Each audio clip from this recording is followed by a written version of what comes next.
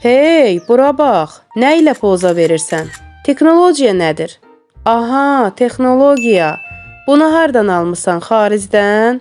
Elədir də, düşünürsən neft pulları ilə rahat və çətinlik çəkmədən dünyanın keyfini çıxarırsan? Yəqin bu şahzadəyə pul verib telefon və maşın almısan, düzdür?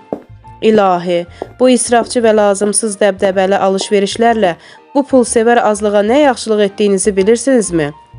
Bu Qur'anın sözüdür. Maidə surəsi 82-ci ayədə buyurulur.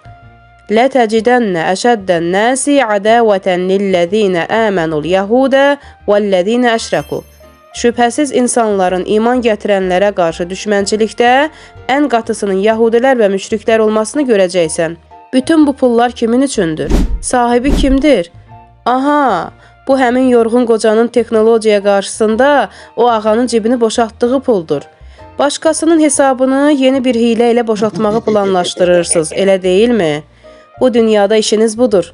Min hilə ilə dünya əhlinin pulunu götür ki, özünə güc və sərvət yaradasan. Bunlar Qəzzada silahlara, bombalara çevrilən və günahsız Fələstinli qadın və uşaqların başında partlayan həmən pullardır. Cənab texnologiya, nə oldu? Siz poza verirdiniz.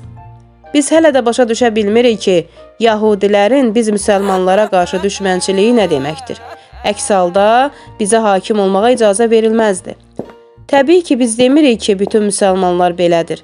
Biz sizin kimi deyilik. Biz bu zülümkar və hiləgər qrupun qarşısında möhkəm dayanırıq. Doğrudan da hara getdiniz, cənab texnologiya? Bunlar da texnologiyadır, lakin xaricdən gətirilmir. Hamısı İran millətinin işidir ki, Allaha təvəkkül və ilahi yardımla əldə olunub. Asılılıq və alçaldılmaq əvəzinə bu şəkildə də inkişaf etmək olar.